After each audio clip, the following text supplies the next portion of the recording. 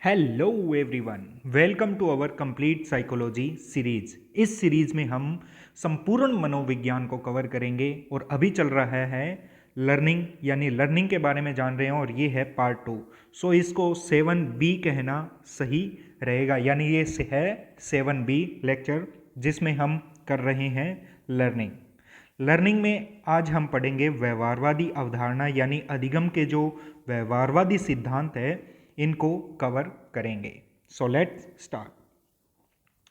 सबसे पहले विचारधारा देखते हैं। जो व्यवहारवादी विचारधारा है किन की है और किन पर फोकस किया गया है। सबको पता है कि व्यवहारवादी विचारधारा के जनक हैं वो कौन है, J.B. वॉटसन हैं। और इनके समर्थक कौन हैं, सबसे बड़ा समर्थक है स्किनर। फिर आते हैं थॉर्नडाइक, वुडवर्थ, मैकडूगल, पोलंस्की, हल, पावलोव, गुथरी और पिल्सबली। इन जो मनोवैज्ञानिक हैं इन्होंने व्यवहारवादी विचारधारा का समर्थन किया है। अब हम देखते हैं कि ये क्या किस पर फोकस कर रही है। व्यवहारवादी यानी व्यवहार को वातावरण से जोड़ने का प्रयास कर रही है। वातावरण यानी वातावरण में क्या उद्दीपक है, उनके प्रति आपकी क्या अनुक्रिया होती है, यानी आपको जो भी उद्दीपक मिलता है उनके प्रति आपकी क्या अनुक्रिया है, इस पर फोकस किया है। हम देखते हैं कि जैसे अधिगम उद्दीपक अनुक्रिया के संबंध के रूप में व्यक्त होता है, यानी व्यवहारवादी विचारधारा क्या बोलते हैं कि लर्निंग आपकी कैसे है, आप जो उद्दीपक है उनके बीच में और आपकी अनुक्रिया क्या करते हैं उस उद्दीपक के प्रति, इस रूप में व्यक्त किया है व्यवहारवादी विचारधारा ने। फिर बात करते हैं कि अधिगम उसी अवस्था में होता है जब अपेक्षित वातावरण उपलब्ध हो, यानी वातावरण पर बल दिया है, वातावरण के अनुसार ही अधिगम होगा और उसी अनुसार होगा जिस अनुसार उसको वातावरण दिया जाए। फिर बात करते हैं कि व्यवहारगत परिवर्तन वस्तुगत रूप से प्रेक्षणीय होते हैं, यानी प्रेक्षण किया जा सकता है जो भी परिवर्तन है, और परिवर्तन को व्यवहार में परिवर्तन को ही अधिगम कहा है। व्यवहार में वस्तुगत अध्ययन में विश्वास। अधिगम की मुख्य विधि क्या है, अनुबंधन। तो इन्होंने किस पर फोकस किया है, अनुबंधन पे फोकस किया है व्यवहारवादी विचारधारा ने। किस किस में अनुबंधन, उद्दीपक का अनुक्रिया के साथ में अनुबंधन या फिर पुनर्बलन पर अनुबंधन, तो अनुबंधन के पर फोकस किया है इन्होंने। फिर बात करते हैं कि ज्ञान की एक इकाई का दूसरी इकाई में साहचर्य, समानता एवं विषमता, सम्य स्थान, निकटता जैसे गुणों के कारण होता है। यानी ज्ञान है वो एक स्थिति से दूसरी स्थिति में कब ट्रांसफर होगा, वो उसकी समानता या विषमता या फिर स्थान या की निकटता के आधार पर किया था कि कितना निकट है कितना दूर है तो भी ट्रांसफर होगा ज्ञान, या फिर उनमें समानता कितनी है तो ट्रांसफर होगा, समानता नहीं है तो कम होगा। तो इस प्रकार बताया था। अनुभव एवं प्रशिक्षण पर बल दिया है। ये है व्यवहारवादी विचारधारा। और इनकी सीमा क्या है कि इन्होंने सिर्फ और सिर्फ वातावरण पर बल दिया है, बल्कि अनुवांशिक जो कारक है, वंशानुगत कारक है, इन पर ध्यान ही नहीं दिया। और मानव की तुलना एक मशीन से की गई है जो कि गलत है, बिल्कुल गलत है। ये इसकी सीमा है। और इन्होंने व्यवहार को केवल अर्जित माना है, यानी वातावरण के द्वारा अर्जित होता है, वंशानुगत कारकों की अवहेलना की है पूर्ण रूप से। व्यवहारवादी विचारधारा मानती है कि वातावरण व्यक्ति को बदल सकता है। हाँ जी, इन्होंने वातावरण पे फोकस किया है कि वातावरण उपलब्ध करवा के किसी भी व्यक्ति को बदला जा सकता है। ये विचारधारा है व्यवहारवादी। व्यवहारवादी विचारधारा के अनुसार अध्यापक उचित अधिगम परिस्थितियों का निर्माता होता है, उद्दीपक अनुक्रिया के संबंध पर बल डालता है। यानी अध्यापक क्या करेगा, अधिगम की परिस्थितियां निर्माण करेगा जिससे उद्दीपक है, यानी बालक का जो उद्दीपक है उसके प्रति जो रिस्पॉन्स होगा उसके मध्य संबंध से उसका अधिगम हो पाएगा। तो ये है व्यवहारवादी विचारधारा। इसमें कौन कौन से सिद्धांत हैं, मुख्य सिद्धांत जो पढ़ते हैं, एक तो है थॉर्नडाइक का सिद्धांत, फिर पावलोव का पढ़ते हैं, फिर हम CL हल का पुनर्बलन सिद्धांत है वो पढ़ते हैं, रीइंफोर्समेंट थ्योरी, फिर हम स्किनर का जो क्रिया प्रसूत सिद्धांत है, काफ़ी फेमस है, पावलोव, स्किनर, थॉर्नडाइक, पांचों के पांचों। फिर हम गुथरी का भी समीपता अनुबंधन का सिद्धांत भी देख लेते हैं। अब हम देखते हैं पहला सिद्धांत क्या है। पहला ट्रायल एंड एरर थ्योरी, यानी प्रयास एवं त्रुटि का सिद्धांत किसने दिया था, थॉर्नडाइक इसके निर्माता हैं, जन्मदाता हैं, यानी इन्होंने ये दिया था। इसके अनेक नाम हैं। किस किस नाम से जाना जाता है? पहला, इसका संबंधवाद के नाम से भी जाना जाता है, इसको योजनवाद के नाम से भी जाना जाता है, इसको आवर्ती के सिद्धांत के नाम से भी जाना जाता है, इसको बॉन्ड थ्योरी, बंध सिद्धांत के नाम से भी जाना जाता है। कभी कभी इसको हर्ष एवं दुख के सिद्धांत के नाम से भी जाना जाता है। जब ये अपने नियम देखेंगे तब आपको समझ में आ जाएगा कि ये हर्ष एवं दुख का सिद्धांत कैसे हुआ। इसको परिश्रम एवं धैर्य के सिद्धांत भी जाना जाता है, क्योंकि बार बार जब प्रयास करोगे तो आपको धैर्य की भी आवश्यकता पड़ेगी और परिश्रम भी करना पड़ेगा। इसको SR थ्योरी के सिद्धांत के नाम से भी जाना जाता है। SR सिद्धांत यानी स्टिमुलस रिस्पॉन्स थ्योरी, यानी उद्दीपन अनुक्रिया का सिद्धांत। तो ये इसके अनेक नाम हैं, किसी भी नाम से आपसे क्वेश्चन पूछा जा सकता है।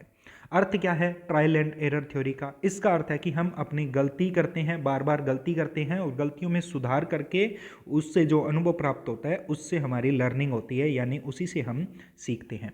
थॉर्नडाइक क्या कहते हैं? थॉर्नडाइक कहते हैं कि सीखना संबंध स्थापित करना है। और किसके बीच में संबंध? उद्दीपन और अनुक्रिया के बीच में संबंध स्थापित करना है। संबंध स्थापित करने का कार्य कौन करता है? मस्तिष्क करता है।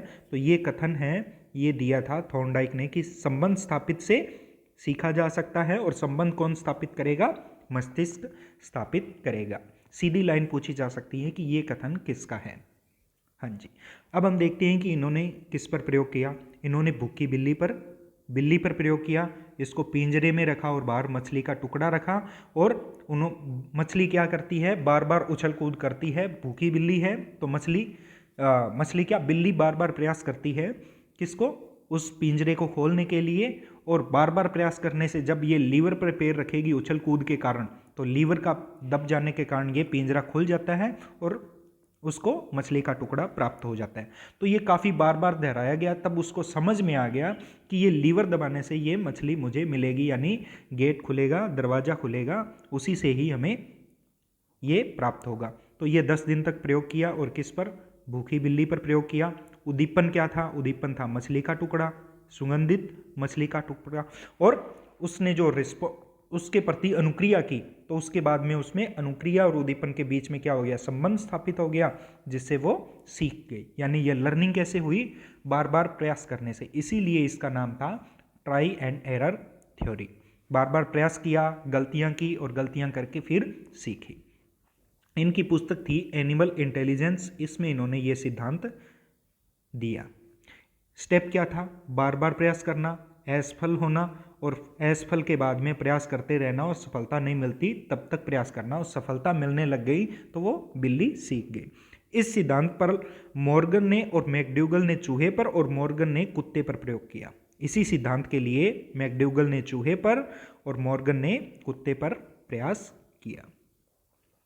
अब इसकी शिक्षा में उपयोगिता क्या है कि बार बार प्रयास करके सीखा जा सकता है। तो मंदबुद्धि बालकों के लिए ये काफ़ी उपयोगी सिद्धांत है। ये अभिप्रेरणा पर बल देता है, यानी बार बार प्रयास करेगा तो वो अभिप्रेरित होगा। जब उसे एक बार मछली का टुकड़ा मिल गया तो वो अभिप्रेरित होगा और बार बार प्रयास करने के लिए। यह सिद्धांत कर्मिक रूप से सिखाने पर बल देता है, यानी सरल से कठिन पर बल देता है, यानी सीखना एक क्रम के अनुसार होना है। इस सिद्धांत के द्वारा बालक के धैर्य एवं परिश्रम के गुणों का विकास किया जा सकता है। इसीलिए इसे धैर्य एवं परिश्रम का सिद्धांत भी कहा था। इसे गणित, विज्ञान, समाजशास्त्र आदि सीखने में उपयोगी माना है। यह सिद्धांत अनुभव के लाभ उठाने की योग्यता का विकास करने में सहायक है। स्पष्ट दृष्टि का प्रयोग किया जाता है, या फिर करो और सीखो, यानी बार बार प्रयास करो और सीखो। यह सिद्धांत विभिन्न प्रकार के कौशल जैसे लिखना, पढ़ना, दौड़ना, चलना, इनको सिखाने में उपयोगी है। यानी बार बार प्रयास करना। साइकिल चलाना भी कैसे सीखते हो? बार बार प्रयास करके सीखते हो। तो इस प्रकार की लर्निंग में ये उपयोगी है। स्व अधिगम पर सीखने पर बल देता है, यानी खुद करो और सीखो। ड्राइविंग, टेनिस आदि सीखने में उपयोगी है। परिश्रम के प्रति आशा का संचार होता है। और आर्किमिडीज का जो सिद्धांत है वो इन्हीं के सिद्धांत पर आधारित है। और ये क्या मानते हैं? ये सिद्धांत की अर्जित ज्ञान को उपयोगी बनाने वाला सिद्धांत है। यानी अर्जित ज्ञान है उसको उपयोगी कैसे बनाया जाएगा? बार बार प्रयास करके, फिर वही उपयोगी बनेगा। नेक्स्ट, इसके दोष क्या क्या हैं ट्रायल एंड एरर थ्योरी का? इसमें इतने ज़्यादा प्रयास हैं तो व्यर्थ के प्रयत्नों से बल जो अंतर्दृष्टि है उसका अभाव रहता है, यानी उसमें सूझ बोध नहीं आता। उसे लगेगा कि बस बार बार प्रयास करने से, 10 बार प्रयास करोगे तो एक बार गेट खुलेगा और वो सीखता है, लेकिन उसको समझ विकसित नहीं होगी कि इसके पीछे का कारण क्या है, कैसे होगा। तो अंतर्दृष्टि का अभाव रहेगा।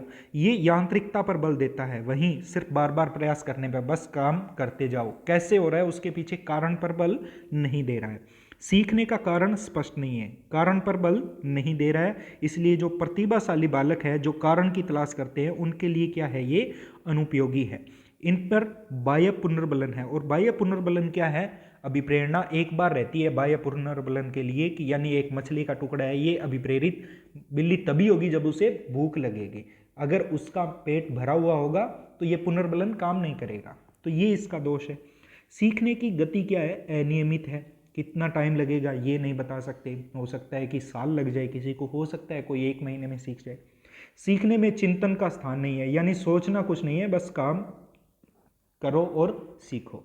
तो ये एक यांत्रिक है और चिंतन का स्थान नहीं है, सोचना नहीं है, कोई समझ विकसित नहीं होती है, कारण के बारे में कोई स्पष्ट नहीं है। तो ये है ट्रायल एंड एरर थ्योरी के दोष। अब इसमें सिद्धांत के तत्व क्या क्या है। प्रेरणा, पहले उसे प्रेरणा होगी, अभिप्रेरणा होगी। कौन सी होगी, अभिप्रेरणा, जो बाह्य पुनर्बलन है उसके लिए, यानी भूख होना जरूरी है, प्रेरणा होनी जरूरी है, जैसे बिल्ली को भूख थी। फिर बाधा, बाधा क्या थी, गेट, उसका दरवाजा, यानी उसे बार, फिर वो बार बार निरर्थक प्रक्रिया करती है और निरर्थक प्रक्रिया के बाद में क्या होता है, व्यर्थ अनुक्रिया को दूर करने लगती है, यानी उसे पता लगने लग जाता है कि इस यही लीवर पर पैर रखना है, जिसके बाद में दरवाजा खुलेगा और उसे सफलता प्राप्त होती है। और उसके बाद में जब वो बार बार प्रयास करती है, उसे पता लग जाता है कि यही लीवर है, तो वो सीधे बिना किसी अलग अनुक्रिया के वो सीधा उस लीवर पर पैर रखती है और लक्ष्य की प्राप्ति करने सीख जाती है। तो ये है इसके तत्व। अब हम इससे निकलकर ट्रायल एंड एरर थ्योरी है, इससे ही इन्होंने अधिगम के नियम दिए थे। अधिगम के कितने नियम, 3 तो मुख्य नियम थे और 5 गौण नियम थे। 3 और 5 टोटल 8 थे, लेकिन बाद में 4 और जोड़ देंगे, यानी 3 नियम प्लस 5 नियम 8, और बाद में 4 और जोड़ दिए जाएंगे, जिनको उप नियम के नाम से भी जाना जाता है। लेकिन मुख्य याद रखना, 3 मुख्य नियम थे, 5 गौण नियम थे। यदि पूछे तो 4 उप नियम भी बता सकते हो अगर ऑप्शन में दिया हुआ हो तो। कौन कौन से नियम हैं, अधिगम के नियम थॉर्नडाइक ने जो दिए थे, यानी ट्रायल एंड एरर थ्योरी से जो निकल कर आए थे, वो इंपॉर्टेंट है और थॉर्नडाइक ने बताए थे।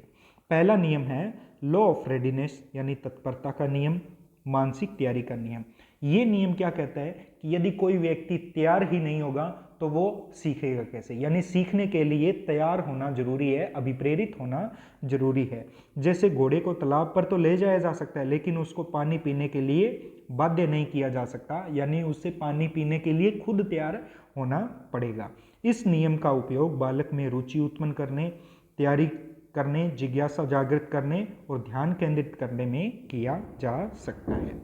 नेक्स्ट, दूसरा जो नियम है लॉ ऑफ एक्सरसाइज, यानी अभ्यास का नियम, यानी श्रम का नियम। ये क्या बताता है कि बार बार अभ्यास करने से कुछ जो उपयोगी अनुक्रिया होगी वो बढ़ेगी और जो अनुपयोगी होगी, व्यर्थ की अनुक्रिया, वो घटने लग जाएगी। इसको उपयोग व अनुप्रयोग का नियम भी कहते हैं। यूज एंड डिसयूज का नियम भी सेकंड वाले नियम को कहते हैं। यानी जो अच्छी अनुक्रिया होगी वो सीख जाएगी, बिल्ली सीख गई, और जो बुरी थी उन्होंने हटा दिया, जो व्यर्थ की दो वो हटा दिया। इस नियम का प्रयोग के द्वारा आदत निर्माण, बुरी आदतों को छोड़ने और लेखन सुधार एवं कलाओं को विकास में सहायक। कलाएं कौन कौन सी, संगीतकारी एवं चित्रकारी कलाओं के विकास में उपयोगी है। तीसरा नियम क्या है, लॉ ऑफ इफेक्ट, यानी प्रभाव का नियम, प्रसन्नता एवं दुख का नियम, संतोष का नियम या फिर परिणाम का नियम। ठीक है, इसके अनेक नाम हैं। यानी जो अनुक्रियाएं वो सीख रही है, जो प्रभावी अनुक्रिया होगी वो सीख जाएगी। क्रिया या कार्य करने के बाद यदि संतुष्टि प्राप्त होती है, यानी संतोष प्राप्त होता है, उसे सीख लिया जाता है, और जिससे संतोष यानी प्रसन्नता नहीं प्राप्त होती उसे छोड़ दिया जाता है। यानी जिससे प्रसन्नता होगी वो सीख लेंगे और जिससे दुख होगा उसको दूर कर दिया जाएगा, उस अनुक्रिया को दूर कर दिया जाएगा, यानी वो नहीं सीखी जाएगी। तो इसको प्रभाव का नियम भी कहते हैं, जिसका प्रभाव होगा वही सीखेगा, और इसे संतोष का नियम भी कहते हैं, इसे परिणाम का नियम भी कहते हैं। परिणाम में जो हमें उपयोगी लगेगा वही हम सीखेंगे। अब इसके द्वारा अभिवृत्ति मनोभाव का विकास करने में उपयोगी है, क्रोध इच्छाओं को संवेगों को दूर करने में उपयोगी है, कदाचारी व्यवहार होते हैं, जो कदाचारी बालक होते हैं उनके सुधार में भी उपयोगी है। अब आपको एक ट्रिक है जो मुख्य नियम को याद रखने के लिए उपयोगी है, जैसे TAP। T का मतलब तत्परता का नियम, A का मतलब अभ्यास का नियम, P का मतलब प्रभाव का नियम। तो TAP से याद रख सकते हो, ये है मुख्य नियम। अब हम बात करते हैं गौण नियम कौन कौन से। गौण नियम फिर से 5 थे। पहला नियम क्या है? मल्टीपल रिस्पॉन्स, यानी सीखने के लिए बहु प्रतिक्रियाएं करना जरूरी है। जैसे बिल्ली पिंजरे से निकलने के लिए बार बार अनेक प्रकार की क्रिया करती है। दूसरा नियम है लॉ ऑफ पार्शियल एक्टिविटी, यानी आंशिक क्रिया का नियम, यानी जो भी क्रिया कर रहे हैं उसको छोटे छोटे भागों में विभाजित करके और अंश से पूर्ण की ओर जाना, ये नियम बताता है। फिर आता है लॉ ऑफ एटीट्यूड, यानी मनोवृत्ति का नियम, अभिवृत्ति का नियम, यानी इसके लिए आपको सकारात्मक दृष्टिकोण होना जरूरी है। यदि बिल्ली का मछली के प्रति नकारात्मक दृष्टिकोण हो, यानी अभिप्रेरित ही नहीं होगी, तो वो कैसे सीखेगी? बार बार प्रयास उसके लिए नहीं करेगी।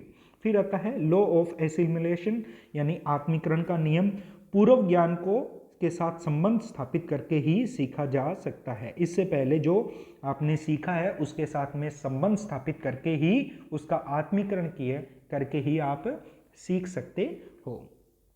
अब है 5वां नियम जो कि गौण का अंतिम नियम है, गौण नियम है जो अधिगम के। कौन सा है? लॉ ऑफ एसोसिएटिव शिफ्टिंग, यानी सहचर्य परिवर्तन का नियम। सहचर्य परिवर्तन का नियम इंपॉर्टेंट है, काफी क्वेश्चन आते हैं। इसको संबंधित परिवर्तन का नियम भी कहते हैं, यानी एक परिस्थिति में किए गए व्यवहार का उसी के समान दूसरी परिस्थिति में दोहराना। जैसे कि अधिगम का स्थानांतरण हो रहा हो, जैसे कि अधिगम का स्थानांतरण हो रहा हो, इस प्रकार की क्रिया करना। मान लो आपने पुरानी कोई क्रिया सीखी और बाद में उसी का उपयोग नई क्रिया में शिफ्ट करना, वो है सहचर्य परिवर्तन का नियम।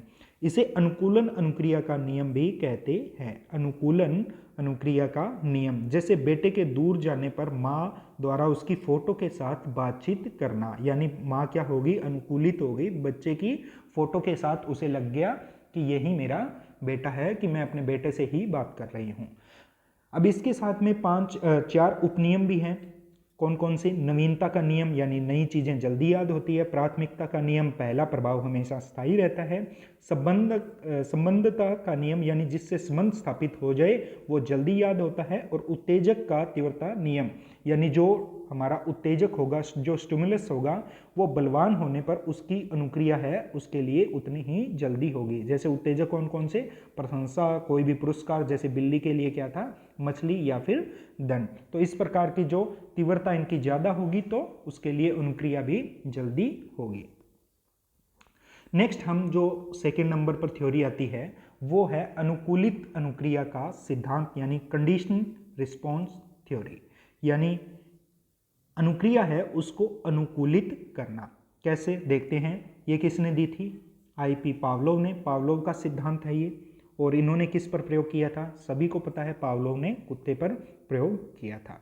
इसके अनेक नाम हैं, जैसे है प्राचीन अनुबंधन या फिर परंपरागत अनुबंधन का सिद्धांत। अनुबंधन की जगह अनुकूलन भी नाम दिया जा सकता है, यानी प्राचीन अनुकूलन सिद्धांत भी इसे कहा जा सकता है। अनुबंधन या फिर अनुकूलन, ध्यान रखना ये बात। संबंध प्रतिक्रिया का सिद्धांत भी कहते हैं। अब क्यों कहते हैं ये हम जानेंगे आगे। इसको शास्त्रीय अनुबंधन सिद्धांत या फिर सहचर्य अनुबंधन। अब याद रखना, सहचर्य अनुबंधन का सिद्धांत किसने दिया था? पावलोव ने। सहचर्य अनुबंधन का नियम किसने दिया था? थॉर्नडाइक ने। अनुबंधन का सिद्धांत और ये नियम दोनों अलग अलग हैं, दोनों याद रखना। प्रकृतिवादी अनुबंधन का सिद्धांत भी यही है।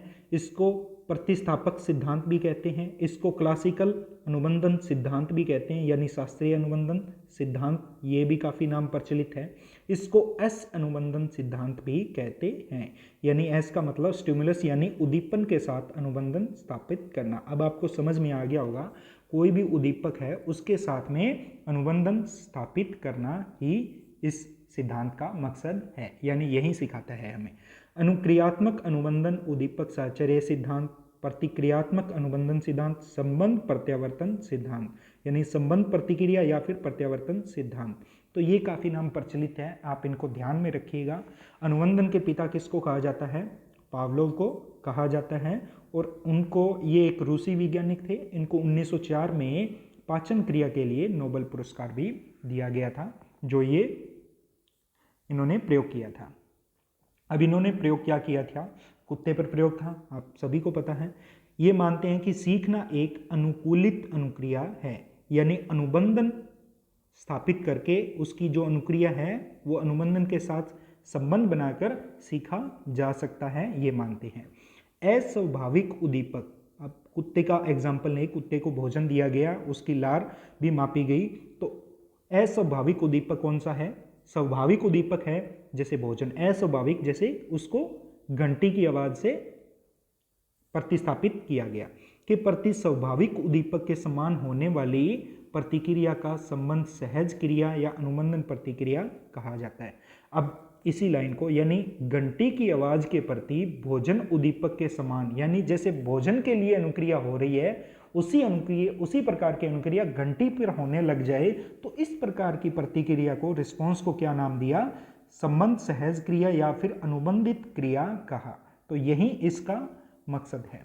इस कारण अनुबंधन होता है, यानी अनुबंधन स्थापित किया, इसे कुत्ते पर प्रयोग किया जिसको मूल उद्दीपक के प्रति क्रिया करता है, और वह क्रिया कृत्रिम उद्दीपक है उसके प्रति करने के कारण अनुबंधन स्थापित हुआ। यानी मूल उद्दीपक यानी भोजन के प्रति जो क्रिया की, वहीं उसने क्रिया किसके लिए की? घंटी के प्रति की। तो ये क्या नाम दिया इसको? अनुबंधन या फिर अनुकूलन कहा। कैसे? पहले कुत्ते को भोजन दिया गया और देखा कि भोजन को देकर कुत्ते को लार आना शुरू हो गई, तो ये क्या है? एक स्वाभाविक उद्दीपक है भोजन, और स्वाभाविक के प्रति एक स्वाभाविक अनुक्रिया हो रही है जिसको UCR अनकंडीशनल रिस्पॉन्स कहते हैं, और भोजन क्या है? अनकंडीशनल स्टिमुलस है, यानी उद्दीपक के प्रति अनुक्रिया, भोजन को देखकर लार का आना स्वाभाविक है। लेकिन बाद में, थोड़े ही टाइम बाद में संबंध स्थापित करने के लिए क्या किया गया? घंटी की आवाज दी और फिर भोजन दिया उसे, तो फिर लार टपकाना शुरू हो गई। तो लार का आना भोजन को देख के हुई, ना कि घंटी को देख के। लेकिन जब काफ़ी समय तक ये प्रयोग किया गया, तो घंटी की आवाज़ से क्या हो गई? लार आना शुरू हो गई, यानी घंटी की आवाज़ क्या है? एक अनुकूलित या फिर अनुबंधित उत्तेजक है, उद्दीपक है, उसके से अनुकूलित अनुक्रिया होने लग गई, यानी घंटी की आवाज़ से क्या होने लग गई? जो हमारी पहले UCR थी वो CR में परिवर्तित हो गई।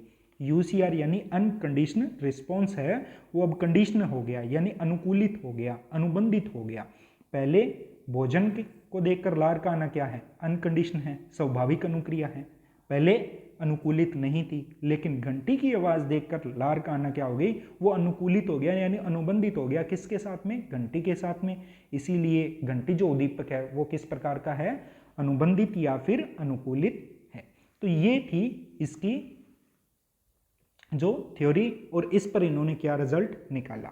नोट, केवल घंटी की उपस्थिति पर लार का टपना क्या है? संबंधन प्रतिक्रिया है, इसीलिए इसको संबंधन प्रतिक्रिया का सिद्धांत, संबंधन प्रत्यावर्तन का सिद्धांत नाम दिया था। यानी घंटी की आवाज से लार का टपकना, यही प्रतिक्रिया क्या है? संबंधन प्रतिक्रिया है, दोनों में अनुबंधन स्थापित करता है।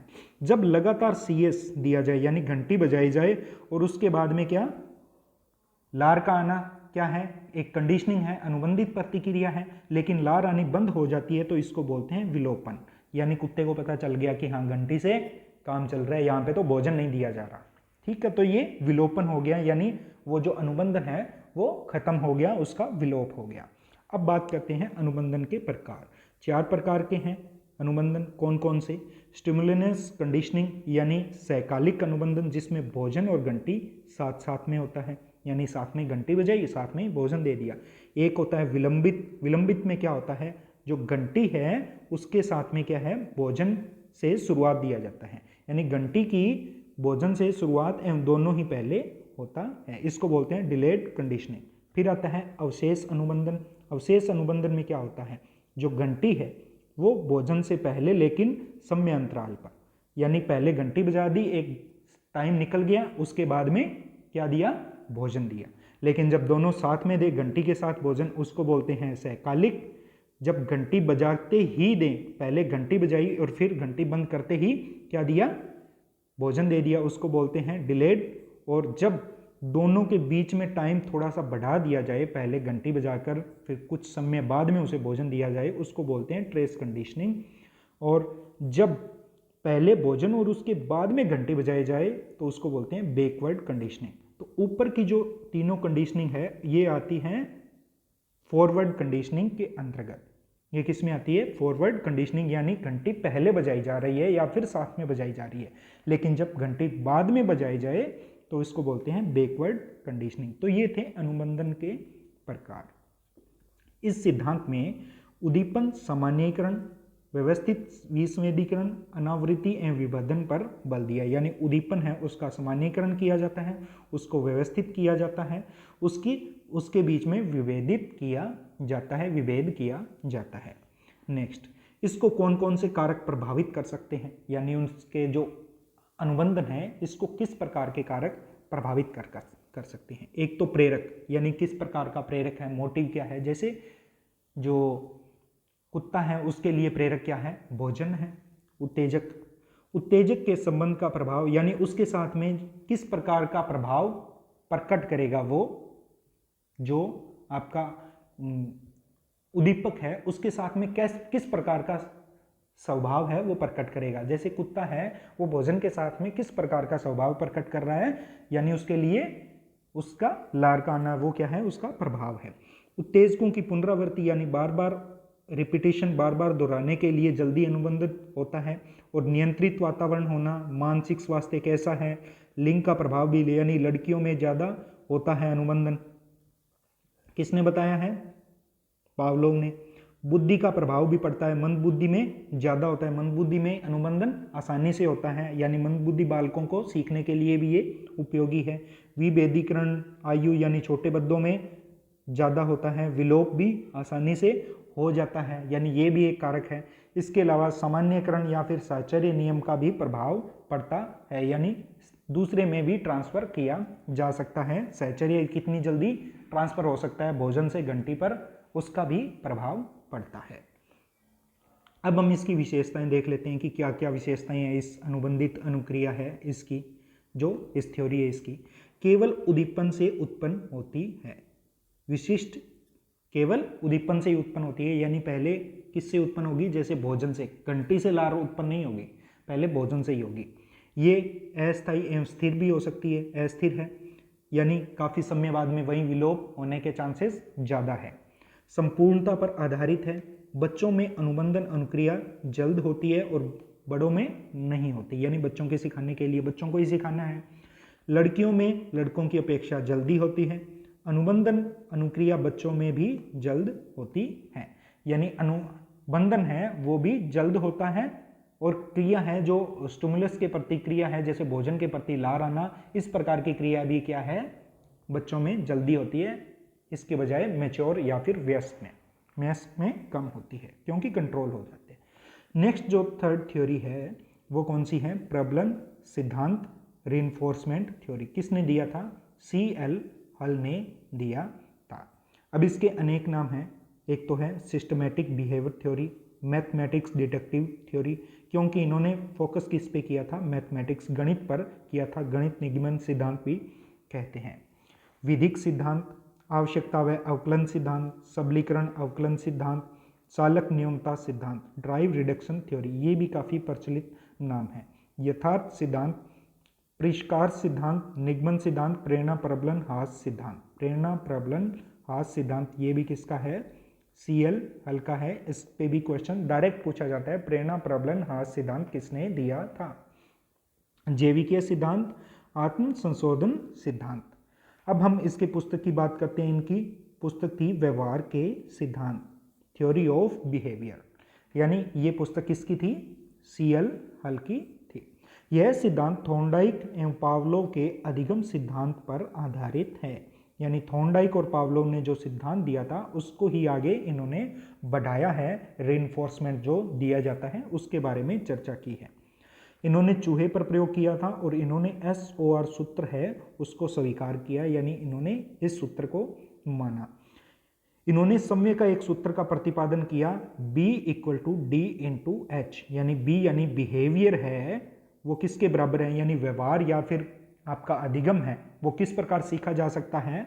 एक तो चालक ड्राइव के द्वारा, एक आदत, इनका मल्टीप्लाई होता है। जो आपकी आदत है और जो आपकी नीड है उनके मल्टीप्लाई के द्वारा आपकी लर्निंग हो सकती है।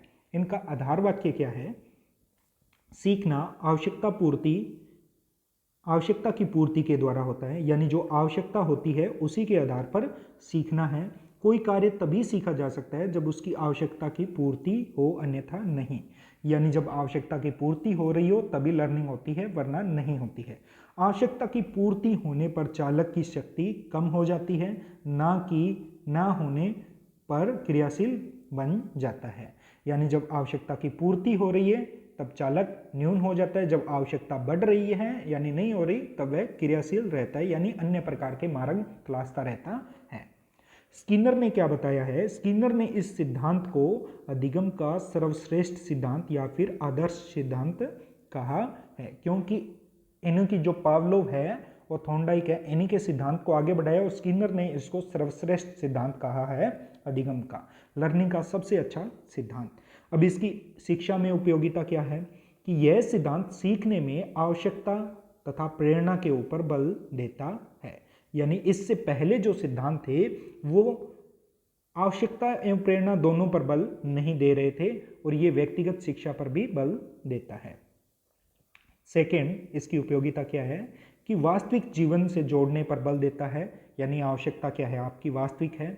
ये अभ्यास पर बल देता है, कृत्रिम प्रोत्साहन एवं पुरस्कार के प्रयोग पर बल देता है, यानी जब उसे पुरस्कार मिलेगा, जब उसका जिसकी आवश्यकता है वो मिलेगी तभी वो सीख पाएगा।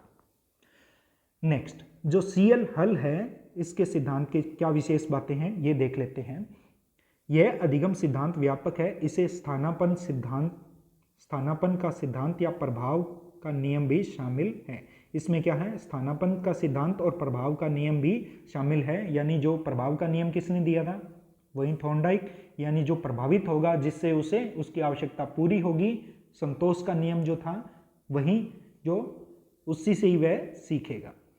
अधिगम की विधिवत एवं स्पष्ट प्रकृति प्रस्तुत करता है, खोज व अनुसंधान को महत्व देता है। इसने गणित के 17 नियम दिए और 17 उपनियम पर आधारित हैं और इसमें प्रमेय की संख्या कितनी है? 133। डायरेक्ट क्वेश्चन पूछा जाता है यहाँ से। हल का सिद्धांत परिसीमित प्रयोगात्मक आधार पर है, यह अधिक गणितीय संख्यात्मक सैद्धांतिक पूर्ण एवं स्थायी है, यानी इनका फोकस किस पर रहा है? मैथमेटिक्स पर रहा है, गणित पर रहा है। यह नियमों, उपनियमों एवं निष्कर्षों पर आधारित है। गणित के 17 नियम, 17 उपनियम और इनकी प्रमेय की संख्या कितनी थी? 133 थी। इनकी जो विधि है वो परिकल्पित निगमन विधि है। अब हम नेक्स्ट जो फोर्थ सिद्धांत है वो है ऑपरेट कंडीशनिंग थ्योरी, यानी क्रिया प्रसूत का सिद्धांत। BF स्किनर काफ़ी बार और बहुत इंपॉर्टेंट है तो ध्यान से समझिएगा। इसके अनेक नाम कौन कौन से हैं? सक्रिय अनुबंधन का सिद्धांत, कार्यात्मक प्रतिबद्धता का सिद्धांत, नैमित्तिक अनुबंधन का सिद्धांत। इसको नैमित्तिक अनुबंधन का भी सिद्धांत कहते हैं, जिसको इंग्लिश में बोलेंगे instrumental conditioning theory. Instrumental conditioning theory, इसको R टाइप से अनुबंधन का सिद्धांत भी कहते हैं। इसको संभावित पुनर्बलन का सिद्धांत भी कहते हैं। इसको RS अनुबंधन सिद्धांत भी कहते हैं या फिर RR रिस्पॉन्स रिइंफोर्समेंट थ्योरी भी जाना जाता है। तो ये इसके अनेक नियम हैं। जब आप अपने इसकी थ्योरी देखेंगे अभी तो तब आप जानोगे कि कौन सा नाम है वो क्यों दिया गया है। इनकी पुस्तक कौन कौन सी थी?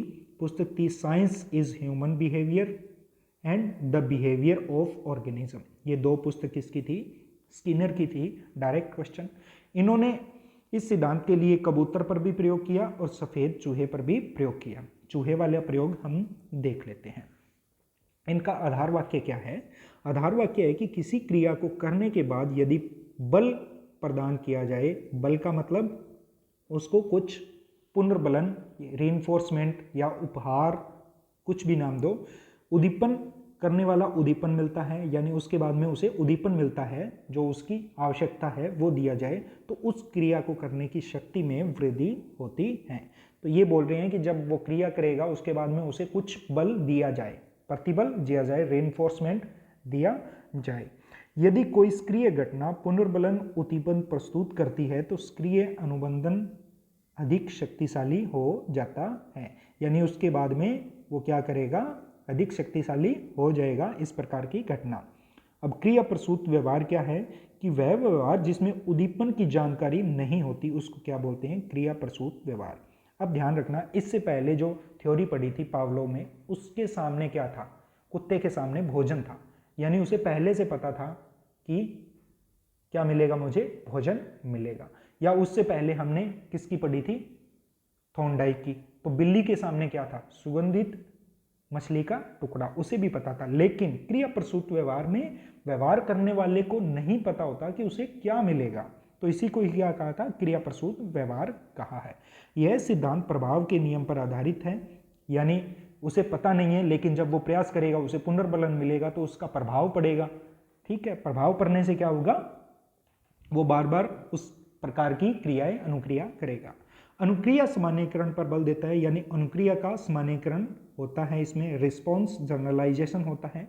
इस सिद्धांत में अनुक्रिया तथा उसके बाद मिलने वाले परिणाम को महत्व मिलता है, यानी किस प्रकार की अनुक्रिया कर रही है उसके बाद में उसको किस प्रकार का रिजल्ट रेनफोर्समेंट दिया जा रहा है, इससे महत्व मिलता है। अगर रेनफोर्समेंट नेगेटिव दिया जाए तो वो उस प्रकार की अनुक्रिया नहीं करेगा, वो छोड़ देगा। उसको पहले नहीं पता कि किस प्रकार की अनुक्रिया से क्या मिलेगा, लेकिन वो छोड़ देगा उस प्रकार की अनुक्रिया करना। अगर नेगेटिव मिला, अच्छा होगा, उसको पॉजिटिव मिलेगा तो उस प्रकार की अनुक्रिया में बढ़ोतरी होगी, और यही क्रिया प्रसूत व्यवहार है। स्किनर के अधिगम सिद्धांत को हम क्या बोलते हैं? एम्प्टी ऑर्गेनिज्म अप्रोच, रिक्त प्राणी उपागम भी कहते हैं। स्किनर ने उद्दीपन नहीं तो अनुक्रिया नहीं का विरोध किया, यानी ये नहीं हो सकता कि उद्दीपन नहीं, सामने नहीं है तो अनुक्रिया नहीं करेगा। प्राणी क्या है? रेंडमली अनुक्रिया करता रहता है, यदि उसे उद्दीपन मिल गया तो उस प्रकार की अनुक्रिया में बढ़ोतरी होती है, ये स्किनर ने बताया था। ऐसा नहीं है कि उद्दीपन होगा तभी अनुक्रिया करेगा, अनुक्रिया तो करना स्वभाव है। स्किनर ने पुनर्बलन अनुसूची शब्द का प्रयोग किया है। अब ये है, एक चूहे पर प्रयोग किया स्किनर ने। जब ये चूहा बार बार इधर उधर उछल कूद करता है और एक विशेष प्रकार की अनुक्रिया करता है, तब इसे लीवर पर पैर रखने से यानी अनुक्रिया करने से क्या हो रहा है? इसे भोजन मिल रहा है, लेकिन इसके भोजन सामने नहीं रखा है कि भोजन करने के लिए ये अनुक्रिया करो, जैसे बिल्ली के सामने था, कुत्ते के सामने था। लेकिन ये क्या है? रैंडमली अनुक्रिया कर रहा है और इसे भोजन मिल रहा है, तो ये बार बार उसके बाद में प्रयास करेगा और इसे पता चलेगा क्या? कि भोजन के लिए ये अनुक्रिया करनी है, यानी अनुक्रिया करेगा, फिर उसे रिइंफोर्समेंट पुनर्बलन मिला, फिर उसकी पुनरावृत्ति से क्या हो गया?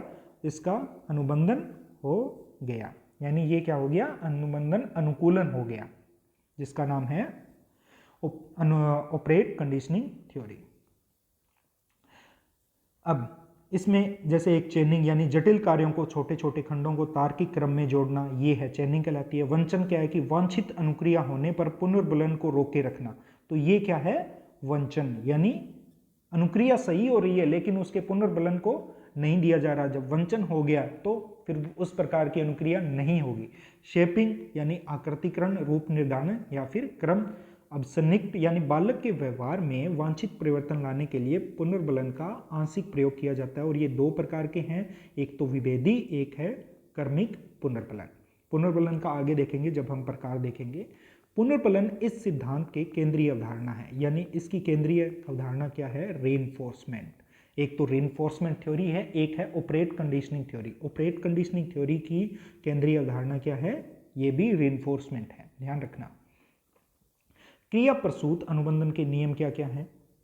क्रिया प्रसूत अनुक्रिया जिसके बाद में पुनर्बलित उद्दीपक दिया जाता है उसको प्राणी बार बार दोहराएगा, यानी जिस पर वो पुनर्बलन दिया जाएगा उसको बार बार करेगा।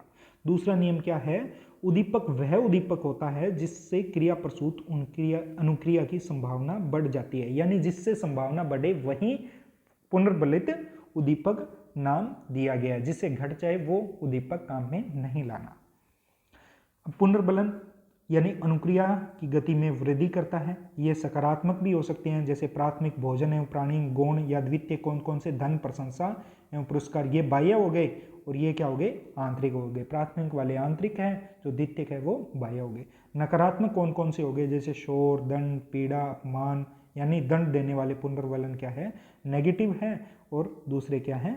पॉजिटिव है। अब पुनर्बलन के प्रकार कौन से हैं? जैसे एक सतत पुनर्बलन, कौन से? कंटिन्यूस, जो निरंतर प्रयोग में दिया जा रहा है। एक है आंशिक पुनर्बलन, इसको भी दो प्रकार में है। एक तो आंशिक अनुपात में दिया जाए, एक कुछ अंतराल में दिया जाए, समय अंतराल में, तो ये पुनर्बलन है, रिइंफोर्समेंट है, इसके प्रकार हैं। शिक्षा में क्या क्या उपयोगिता हो सकती है? बालक के शब्द भंडार की क्षमता बढ़ाने में सहायक है। ये आत्मविश्वास को बढ़ाने और चिंताओं को दूर करने में सहायक है। सरल से कठिन पर बल देता है, यानी पुनर्बलन दिया जाए तो पहले सरल के लिए और बाद में कठिन भी सिखाया जा सकता है। ये जो निदानात्मक या उपचारात्मक शिक्षण है इसमें भी सहायक है। इन पर फोकस किया है स्किनर ने। अभिक्रमित अनुदेशन में यह सिद्धांत उपयोगी है। ध्यान रखना ये पॉइंट 5 नंबर। अभिक्रमित अनुदेशन में ये सिद्धांत उपयोगी है। यह व्यवहार के परिमार्जन यानी व्यवहार का अर्जन करने के लिए और इसके लिए उपयोगी है। यह सिद्धांत सकारात्मक पुनर्बलन पर बल देता है, यानी नकारात्मक पे बात नहीं की है इसने, लेकिन नकारात्मक करके किसी व्यवहार को हटाया जा सकता है, अनुक्रिया को हटाई जा सकती है। परिणामों की जानकारी प्रदान करने में सहायक है। रेडियो, कैमरा, टीवी चलाना इसी सिद्धांत पर आधारित है। आलोचना कैसे की गई है इसकी? कि आंशिक कारकों को महत्व नहीं दिया है। जो अनुवांशिक कारक है, जेनेटिक है, इस पर बात नहीं की है। इन्होंने सिर्फ पुनर्बलन की बात की है, यानी व्यवहार पर फोकस किया है। अनुवांशिक पर इन्होंने भी नहीं किया है, जो कि व्यवहारवाद की आलोचना है। जिज्ञासा, सृजनात्मकता का मापन नहीं किया इन्होंने, कि किसी की क्या जिज्ञासा है, क्या पाने की जिज्ञासा है, इस पर फोकस नहीं किया है। बस अनुक्रिया रैंडमली हो रही है, उस पर उद्दीपक दिया जा रहा है। आंतरिक योग्यता का कोई महत्व नहीं है कि कोई योग्य है तो वो किस प्रकार की अनुक्रिया करेगा, इस पर बात नहीं की है। क्रमबद्धता की बात नहीं की है। यांत्रिकरण पर बल दिया है, एकदम जैसे मशीन के रूल्स के साथ में इसकी क्या की गई है? कल्पना की गई है। मन की गहराई जानने में असफल है कि उसकी आवश्यकता क्या है। प्राकृतिक वातावरण से उपयुक्त है के उपयुक्त, तो ये इसकी आलोचना थी। नेक्स्ट जो 5 नंबर जो हमारा सिद्धांत है वो है समीपता अनुबंधन का सिद्धांत, यानी इन्होंने समीपता पर फोकस किया है, उसके द्वारा अनुबंधन हो सकता है। किसने दिया था? एडविन गुथ्री। इस पे भी क्वेश्चन पूछा जाता है। इस सिद्धांत में उत्तेजना तथा अनुक्रिया के मध्य संबंध स्थापित पर बल दिया जाता है, कि क्या आपकी उत्तेजना है उसके साथ में कितना वो समीपस्थ है और उससे क्या अनुक्रिया कर रहे हो जिससे अनुबंधन स्थापित हो सके।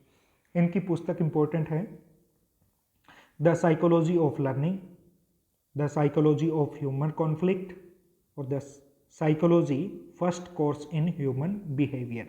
ये इनकी जो 3 पुस्तक है एडविन गुथ्री ने लिखी है। इन पे भी क्वेश्चन पूछा जाता है। इन्होंने प्रयोग किया था खरगोश पे।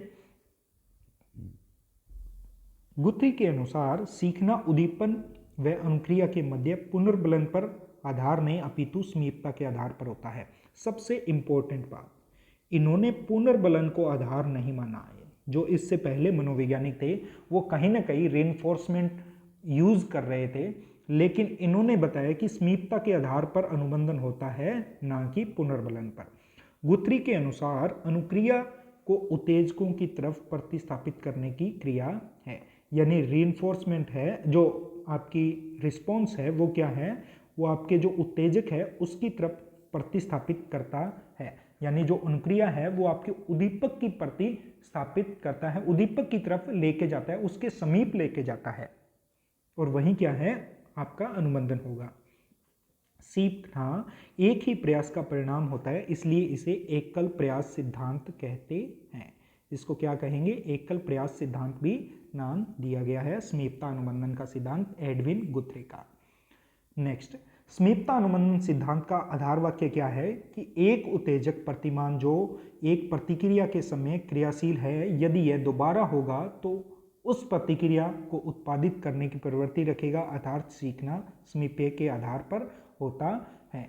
यानी जो आपका स्टिमुलस है, उद्दीपक है, ये एक प्रतिक्रिया के समय क्रियाशील होगा और यदि ये दोबारा होगा, उद्दीपक दोबारा होगा, तो वो उसकी तरफ नज़दीक जाएगा। सीखना क्या है? समीप्य के आधार है।